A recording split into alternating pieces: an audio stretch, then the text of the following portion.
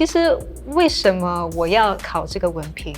然后确实是这个社会的一个 pressure。我说我们去观音妈那里筹钱。哦，因为你说服不了他们，你要叫观音娘娘出来试试看。文凭如果你要 go up the career， 可能是重要的。可是对我来说 I want to expand my career horizontally.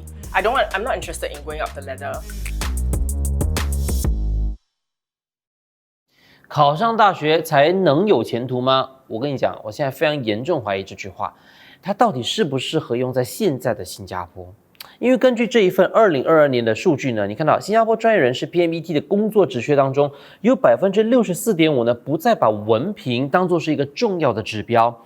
那这个数据呢是比起2017年的42%还高出许多的。也就是说呢，现在有更多的招聘者，他们已经不再把文凭当作是一个，就是不再看着文凭了。啊，那他们看什么？他们看硬性跟软性的一些技能啊，包括了像是你的工作经验等等啊。根据2020年全国人口普查，考获大学学位的25岁以上的居民呢，已经占了新加坡人口的33%。也就是说，每3个新加坡人当中呢，就有1个是大学生。你是大学生吧？我也是大学生，对不对？你看这大学文凭其实已经不这么特别了，你知道吗？是，但是其实你也应该知道，在新加坡就是一个非常注重大学文凭的一个社会。那如果你没有这张纸的话，可能你连展示自己的才能的机会都没有呢。我让你看一下我们的读者调查吧。没有大学文凭在新加坡出人头地难不难？有72%的人认为很难，只有28%的人认为不太难哦。OK， 显然这一纸文凭呢，对于一些人在求职的道路上呢，还是一道门槛。不过每个人的职业选择是不一样的嘛，对不对？我们接下来呢，就要去看一下呢，有考大学文凭跟没有考大学文凭的人，走过这2条不同的路的人，他们有什么话说？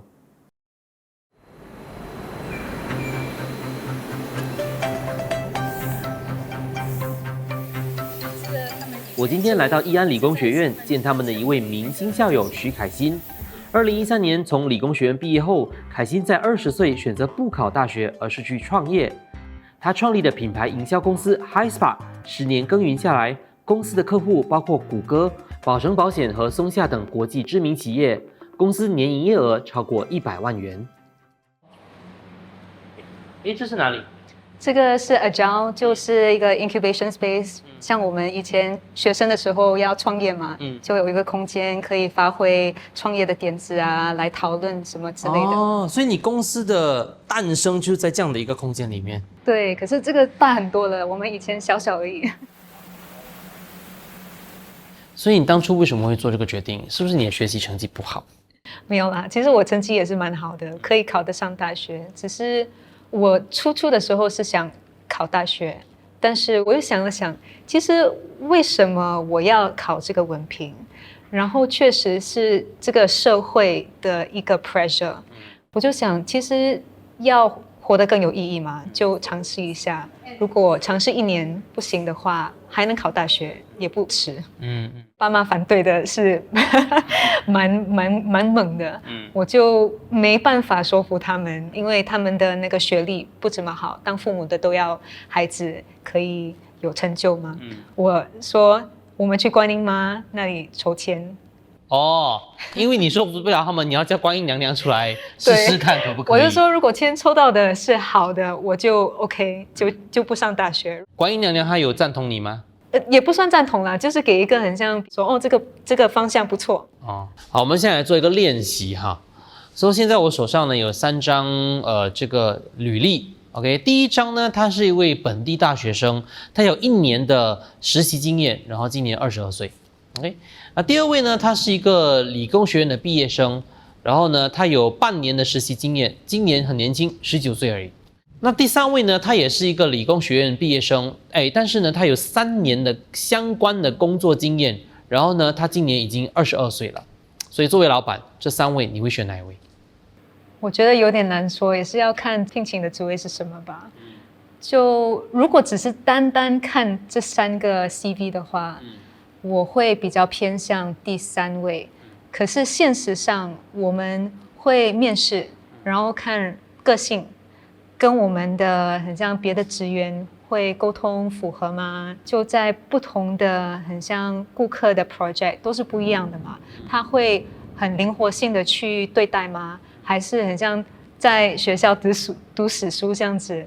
所以我觉得现实社会上面还是要看这些在那个文凭以外的，对，文凭以外，文凭那张纸看不到的东西是比较重要。而且你看，老实说啊，现在网上什么都有，对吧？我聘请了员工之后呢，哪怕他没有文凭，我再给他培训就可以了，你不觉得是这样吗？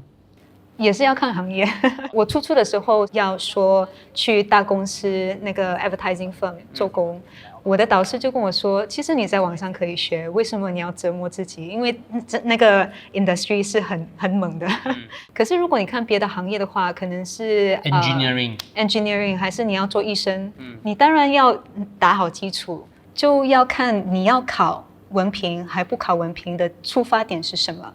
就如果单单是跟着潮流，还有跟着 society 这样子走，就可能会后悔吧。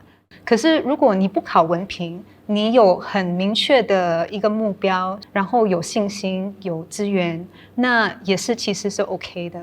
跟凯欣聊完之后呢，我的结论是，需不需要文凭，要看你所在的行业跟你的人生目标是什么。那我刚在义安理工学院这边呢，发现了这本书，我看到当中有很多的学生也是一毕业之后就创业了，他们现在也做得很好啊。所以这个年头，一张文凭真的还那么重要吗？在比较 emerging 的 industry， 比较创意的行业等等，好像科技啦、传媒啦，这方面，也许文凭的重要性并没有像之前的那么重要了。好比说我们看 AI 嘛， AI 本身在短短的12个月内就带领了很多新的一些机会，好像你需要人员做你的 prompt engineer，在我们 COVID 的时候，也是在很短的期限内，很多公司就需要人家会做网拍等等。在这么短的时间内，其实学校方面真的是很难追上市场需要的这些技能啦。新加坡是一个非常渺小的市场，我们真的是工作的空缺多过市场上能提供的员工。每年出来的大学生都不够弥补全部的这些空缺。很多 hiring manager、HR 的看法渐渐的已经在改变，我可以说可能比较看透了吧，因为很多时候他们也发现，其实这些领域我根本不需要大学生啊。你看人家20岁创业，现在30岁已经是年收100万的公司老总了。我们在这里做什么？做节目了，我们那也是。怎么样？你现在是想要创业了，是不是？想要转换跑道？我觉得我们已经错过了最佳的创业时机了。你看，其实就业市场就是这样子的，它就是跟着经济的形势不断变化的。比如说疫情之后，很多大的科技公司都已经在裁员了。这个时候，如果你还想要找回一份稳定的工作，你没有一份大学文凭傍身，你要怎么办？如果你看数据的话，新加坡职缺最多的5大 PMET 行业，比如说设计软件啊，然后还有销售等等，虽然说学历都不是最主要的要求，但是人家说最低的学历要求是大学文凭哦。可是你经济不景气的话，哪怕你有大学文凭，也很难找到工作吧？你这样就应该更考虑到这些风险，然后不断精进自己的技能啊。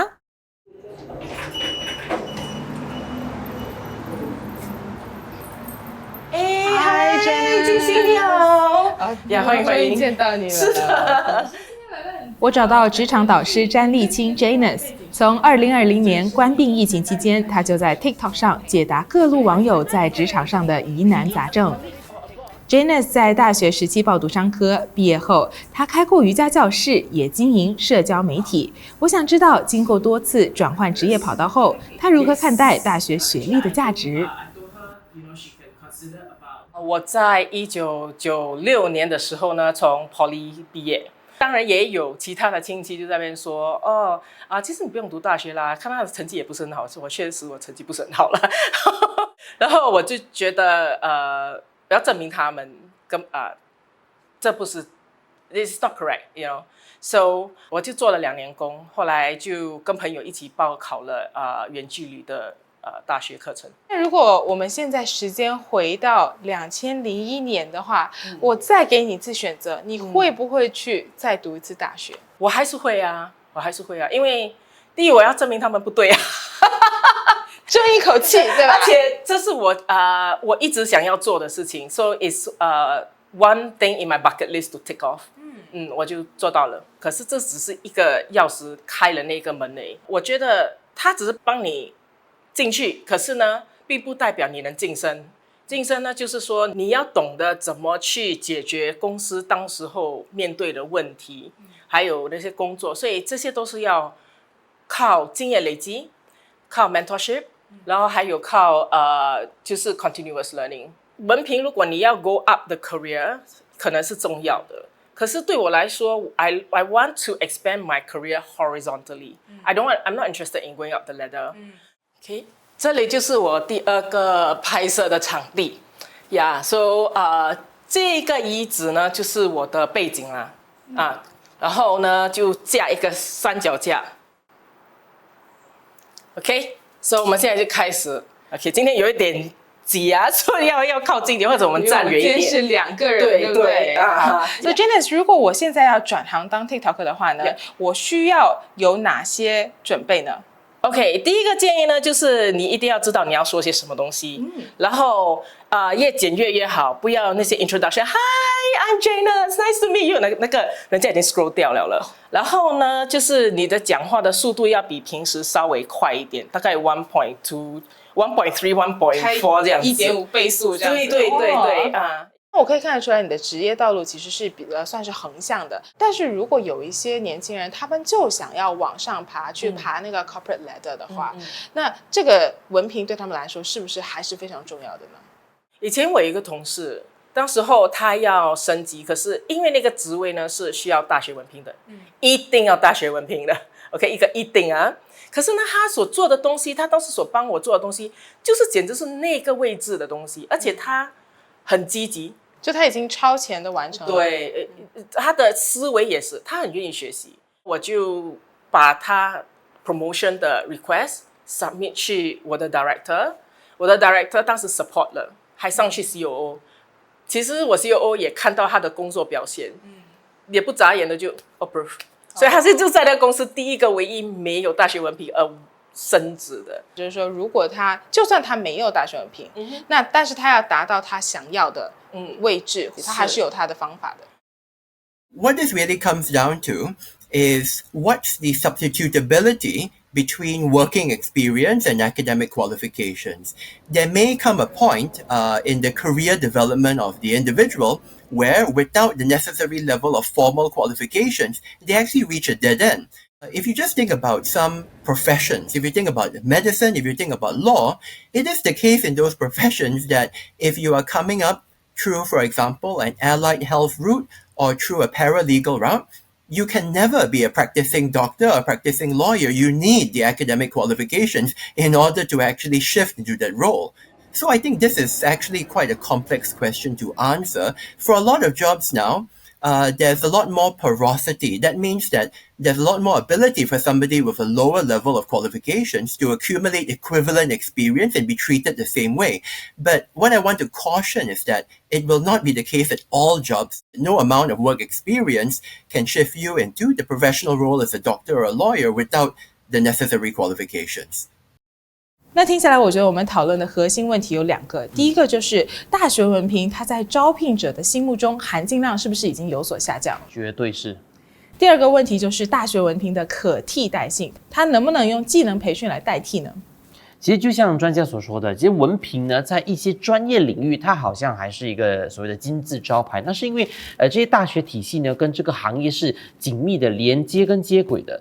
但是问题就来了，现在每时每刻新科技一直在进步，然后甚至有新行业的诞生，我们的大学教育真的跟得上这个步调吗？那如果今天你大学教育跟不上这个步调的话呢，那我们的这个毕业生你要怎样帮他们就业？你还记得去年议员洪维能他就提出过一个观点，他说其实大学文凭也应该有一个时效性，因为这些技能也应该是与时俱进的。他就是说每5年其实你就应该回来做一个技能的提升这样子。然后他这个观点其实是引起了极大的反弹的。为什么要反弹？你老实想一想啊，10年前你在大学学的东西，你现在还用得上吗？用不上了呀。可是我觉得你不应该把大学文凭跟比如说驾照做一个对等，它不应该有一个时效性，它其实是一个人的综合素质的体现。大学文凭和技能培训应该是相辅相成的才对。我们应该考虑的是怎么样去开通更多的认证渠道。There is the non-traditional pathway to go out into the job market with a lower level of final education, and then later on in your career to get a degree of further skills training if it is necessary.